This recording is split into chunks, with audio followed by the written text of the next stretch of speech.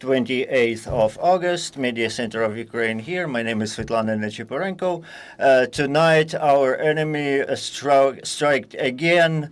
Unfortunately, there's a lot of victims, and we thank the armed forces of Ukraine for defending us, for protecting our skies, and giving us possibility to talk about important things here in the media center. We will talk about the border situation, what the situation around the going abroad is, and we have Andrii Demchenko here, spokesman of the State Border Guard Service. Hello. So we have changes in the rules of crossing border for the men age 18 to 22. So what are the changes? Yes, indeed, not so long ago, these changes were adopted, and they are effective as of today. And starting 6 o'clock in the morning, the border guards started applying these rules to the category of the population that is applicable. And these are a few changes that the government of Ukraine was discussing. And it is about 18 to 22 aged men, and also about women. So if men already changed the rules for men, for women, on the other hand, the law will be effective as soon as it is published. So the possibility of going abroad for the men aged 18 to 22, our inspectors are already including in the register those who are wishing to cross the border. So these changes are being applied at the border control facilities. And I would like to emphasize that this does not include the men who are applicable in accordance with paragraph 2.13, and I will remind that this is about the government officials, the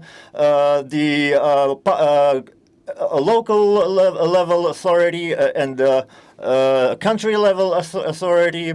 So aged 18-22, this category does not overlap very much with the category that I just mentioned, but in all other cases, what needs to be done is a person need to have a passport and a military paperwork in accordance with the official requirements.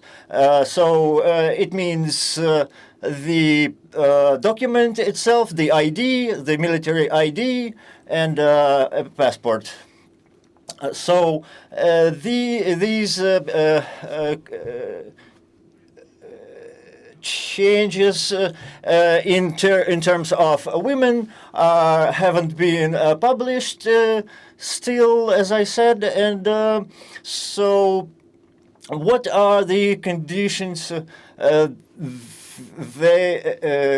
for crossing the border for this category is as described.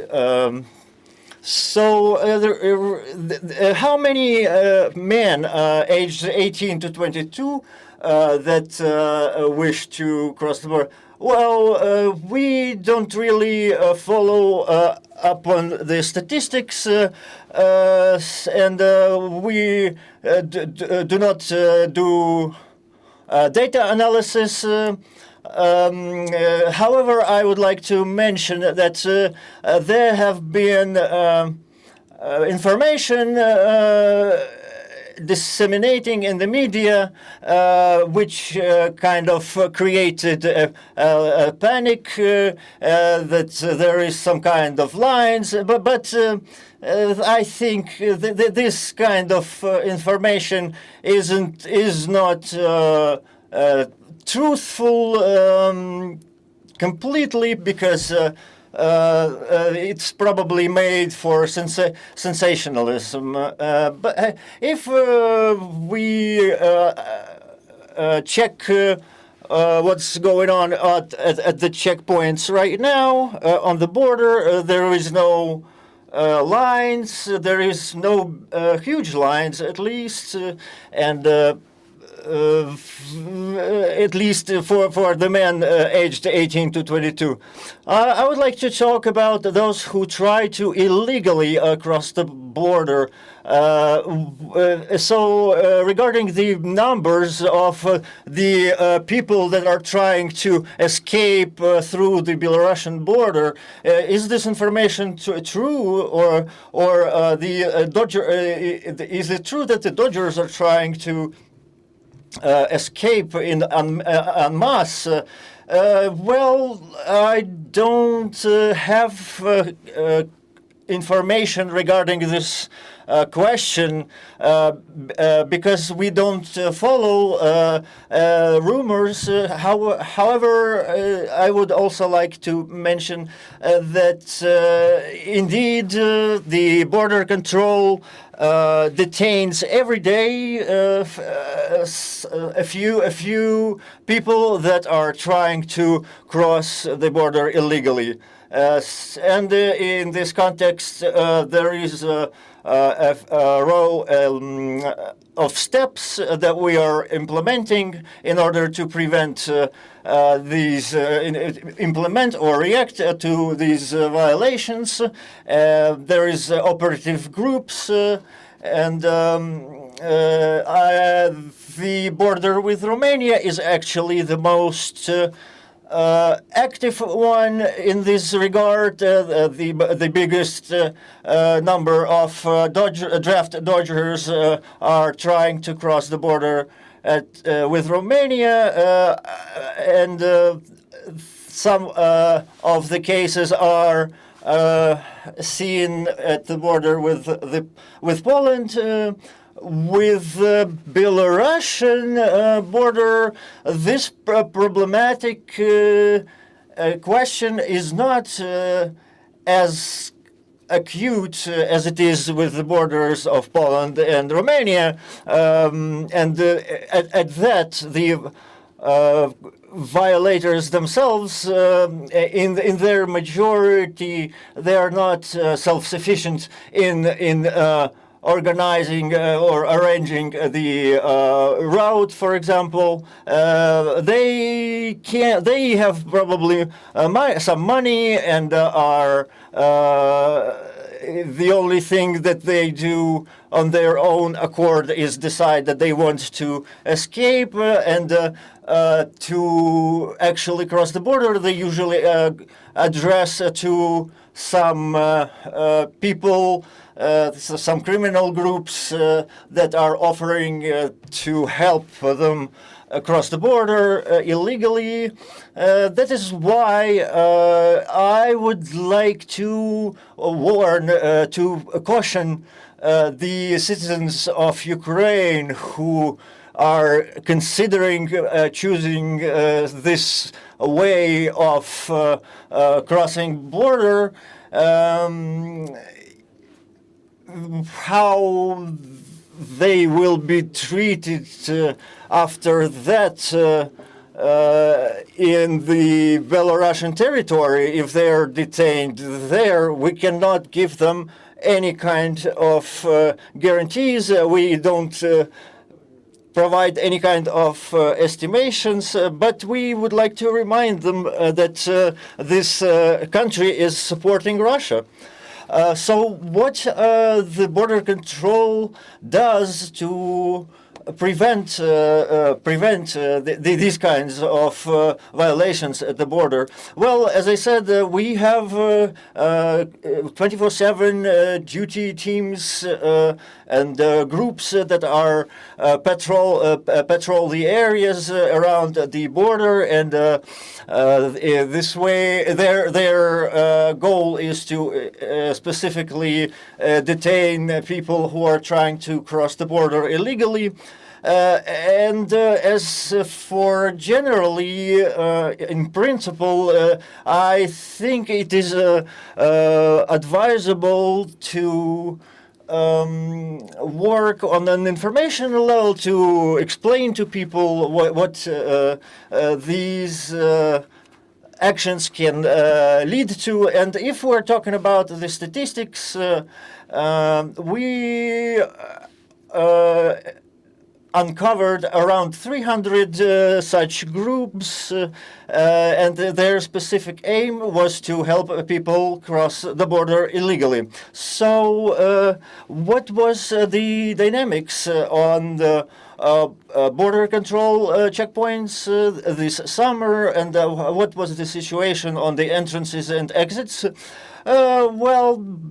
More specifically, we can talk about the statistical data later in September. However, 150,000 passenger flow both ways daily.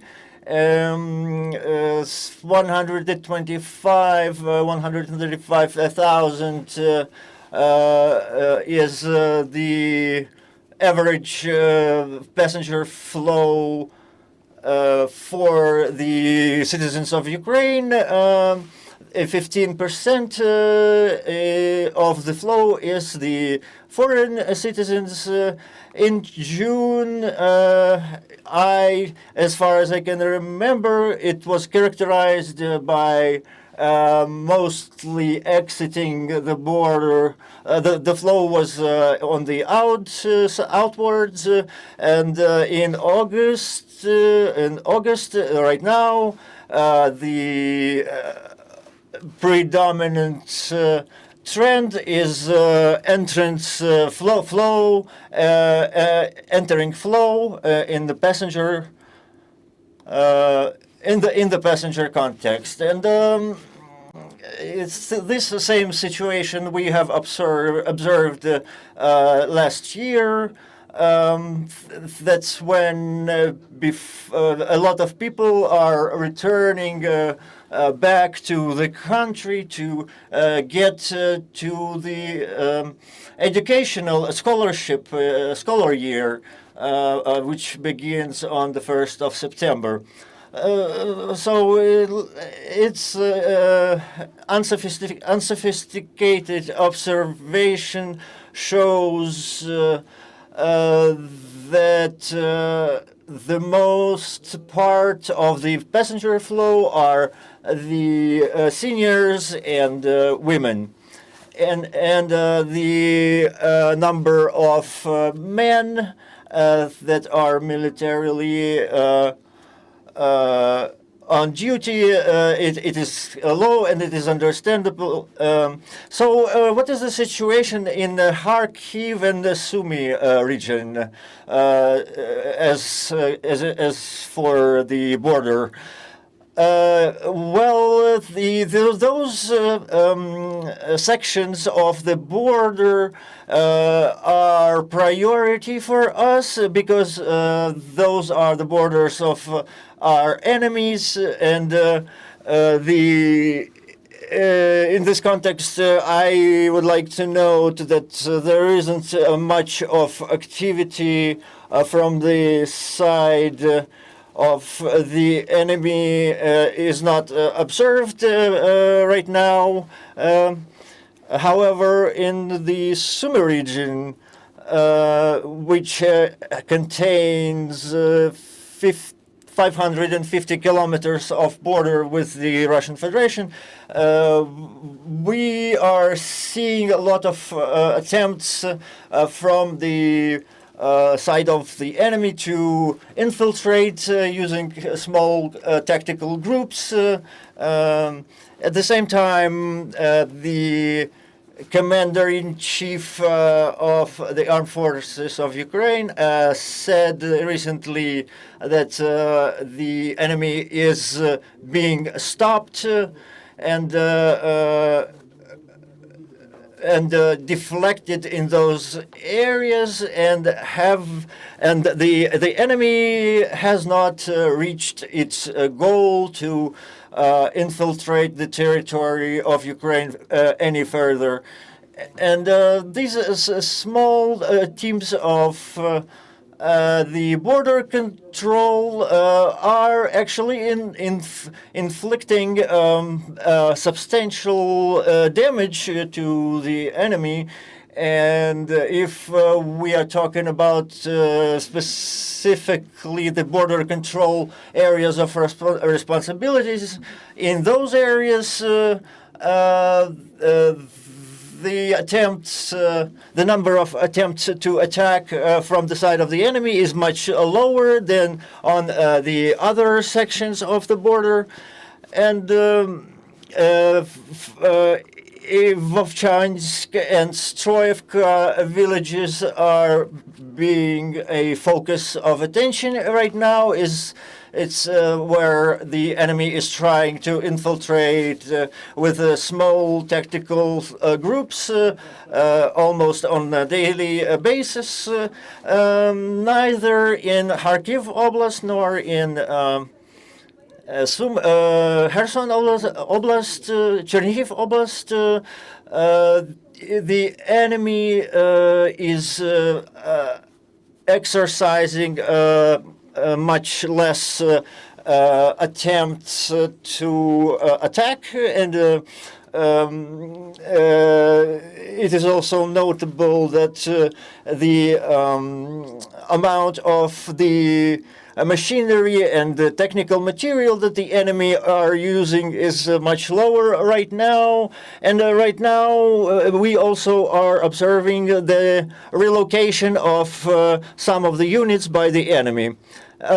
So we had the information about the possible training, military training, joint military training between Russia and Belarus. This training, this field training was planned for the 12-16 of September, and we are seeing that the organization of trade cooperation between Russia and some other countries, they are trying to right now join their forces, and we are seeing some of the big trucks moving in the area, and some military material, some technical material movements are also seen. Belarusian armed forces also are moving some of the units in preparation for those field trainings, joint field trainings. And how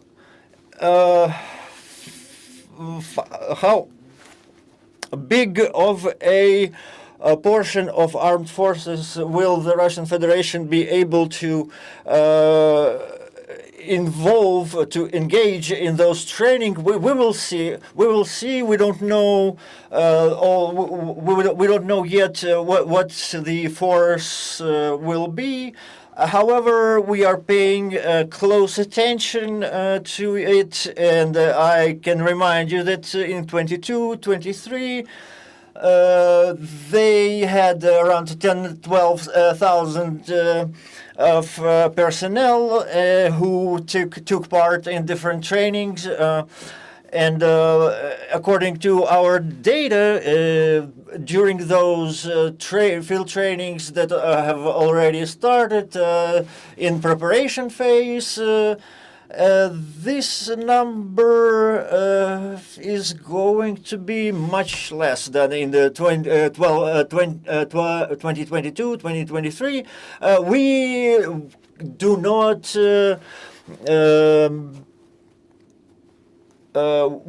do not reject the possibility of different provocations or actions aimed at destabilization of situation. And right now we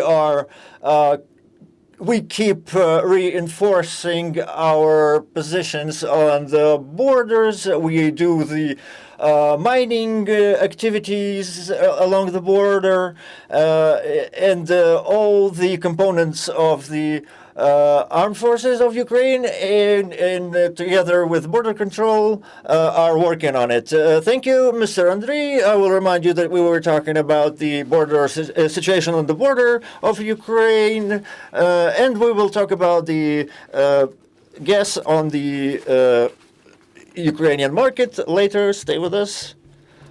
Media Center of Ukraine.